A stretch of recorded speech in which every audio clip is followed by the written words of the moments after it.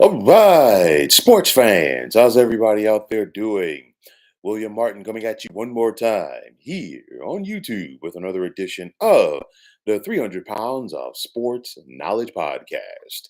Now, after signing a 3-year deal for nearly $38 million this past spring to join the Philadelphia Eagles, one could say that running back Saquon Barkley might actually be underpaid.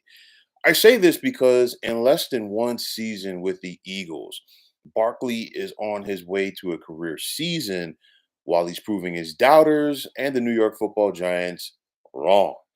Saquon's cheat code has been unleashed in Philadelphia as he's currently leading the NFL in both rushing yards and attempts. And as each game goes by, the Giants, in my opinion, are looking stupider and stupider for allowing Barkley to even hit free agency. So you look at the way Saquon Barkley is playing this season and the elusiveness that some said that he was losing or had lost is still there as plain and simple. Saquon's playing behind a better offensive line in Philadelphia. He's got a better organization to play for, and of course, a better quarterback than what he did when he had when he was with the Giants. So to me, I feel like the Giants made their bed with Barkley when after the 2022 season when he helped the Giants make the playoffs that year, they franchised a Pro Bowl running back, and instead they signed quarterback Daniel Jones to the multi-year extension. And excuse me, you look back on it, the Giants signed Jones in hoping that he had turned the corner, and in the process of doing so, they pissed off their best player. With the Giants, plain and simple, Saquon was just in the between a rock and a hard place, and I say it from the standpoint that General Manager Joe Shane uh, was not the guy who drafted him. I get that, but he's also a very analytical guy, and he also doesn't value the running back position as much.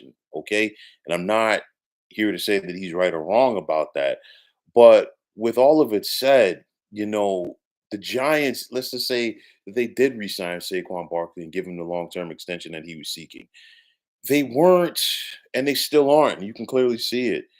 They're not a Saquon away from being a contender.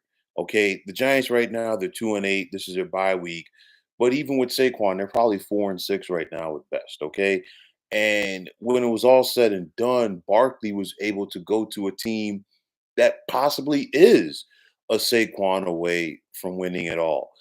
Barkley's elusiveness never left him. Okay. And he continues to wow with the Eagles each and every week. I mean, you think about it, the leap a couple of weeks ago against the Jacksonville Jaguars.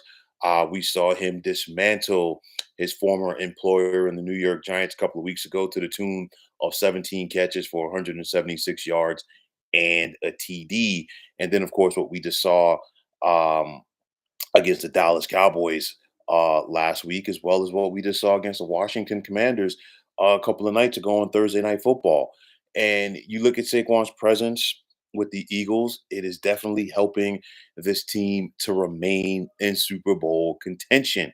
And when it's all said and done, there's a lot of bragging, between the power brokers and the NFL. And I'm talking about the team owners. And I guarantee you that Eagles team owner Jeffrey Lurie will definitely be sending Giants co-owner John Mara a Christmas card next month if he, and for years to come if he hasn't already, because the fact that the Giants had Saquon Barkley and just let him out of their building, that's going to be something that is going to be talked about for a very long time, especially between both of the fan bases, the Giants and Eagles.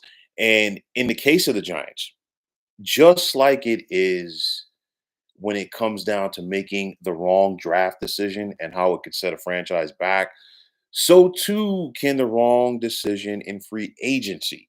And sticking with Daniel Jones at quarterback, in my opinion, is the equivalent of putting a square peg into a round hole, or at least attempting to do it. And with each big run by Saquon with the Eagles, coupled by along with each bad play by Daniel Jones, the Maras nor the Giants fans can be happy about with what is going on. You look at Saquon in Philadelphia, and the sky is the limit for this young man. Okay, while the Giants, unfortunately, are steamrolling towards picking in the top 10 of the draft for the eighth time since 2015.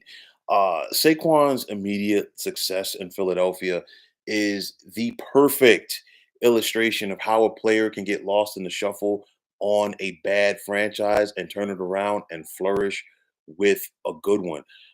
You look at it like this. I know that some people are going to say, well, the Giants had to let Saquon go, this, that, and the third.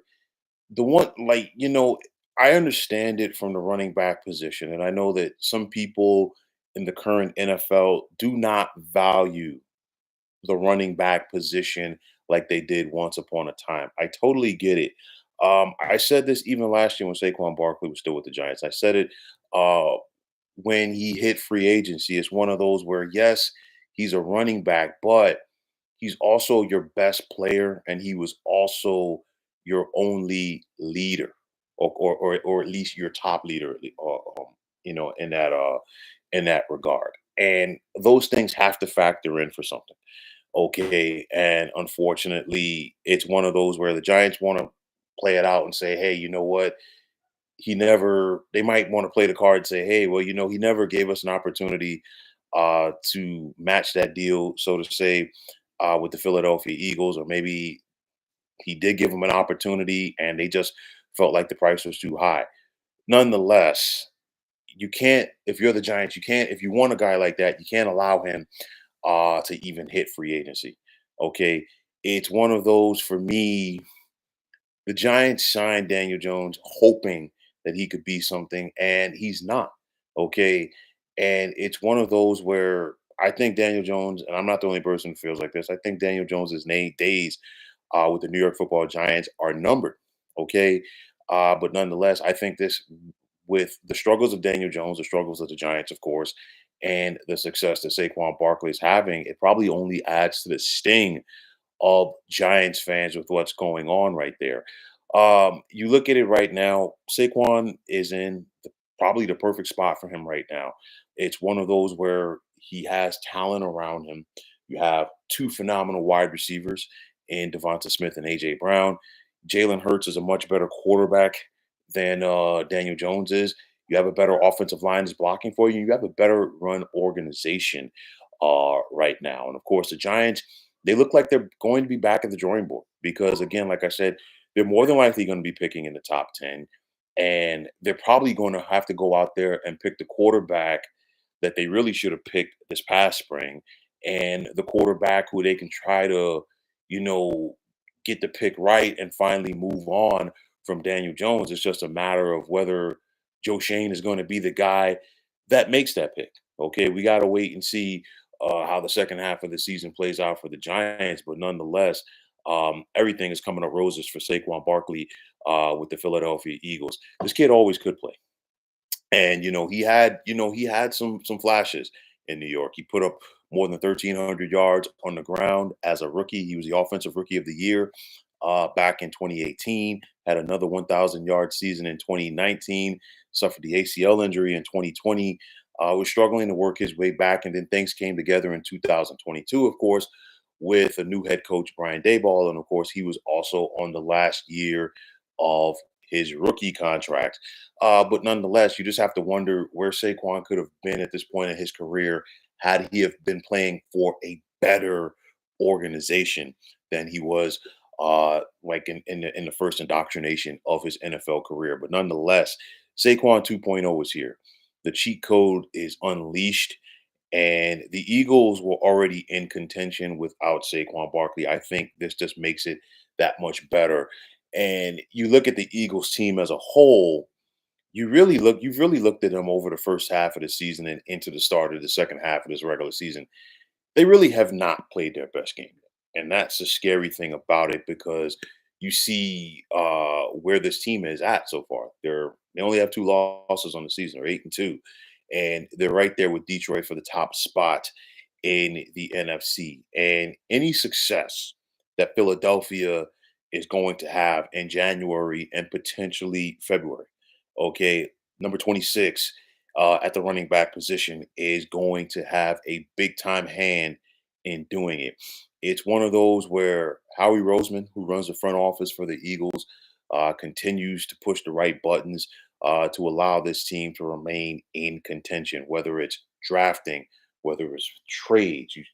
We saw the Eagles make the trade to get AJ Brown from the Tennessee Titans. We even saw the Eagles do a little wheeling and dealing, moving up a couple of years ago in the draft to get Devonta Smith, a guy who really could have fit a need for the Giants at the time before then general manager Dave Gettleman started trading back in the draft.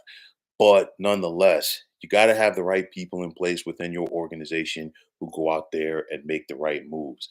And it's one of those where it's kind of like, you just find a guy that needed, okay, a new football home, needed that spark. The Eagles and Saquon so far, it's a match made in football heaven. Let's see how this thing keeps going. And for the Giants, I can't even imagine how frustrated that their fans are right now. Not only that the fact that Saquon is gone and he's doing his thing, but also a division rival, probably your most hated division rival if you're a Giant fan. He just moved about 90 yards down the turnpike, and he's finding huge success now in the NFL. The tale of Saquon Barkley here in 2024 is a classic example of a bad organization and a good organization. He's gone from a bad one in the Giants, and he's found new life in the city of brotherly love with the Eagles. But, folks, that is going to wrap it up. And as always, I want to take this time out to thank each and every one of you for tuning into the 300 Pounds of Sports Knowledge podcast here on YouTube. I want to take this time out to thank all of you fine folks out there for tuning in. And if you have not already, please feel free to subscribe to this channel. Now, if you're on the X, formerly known as Twitter, please feel free to follow me at 300 Pounds of Sports. And like I always say, if you follow me, it will be my pleasure to follow you right back. There's also the sports discussion group on Facebook at the Sports Depot 365. Now you can check it out. Drop a line and be a part of one of the better sports debating sites going on social media. So once again, fine folks, my name is William Martin. I am signing off. And I'm saying take care and have yourselves a wonderful day.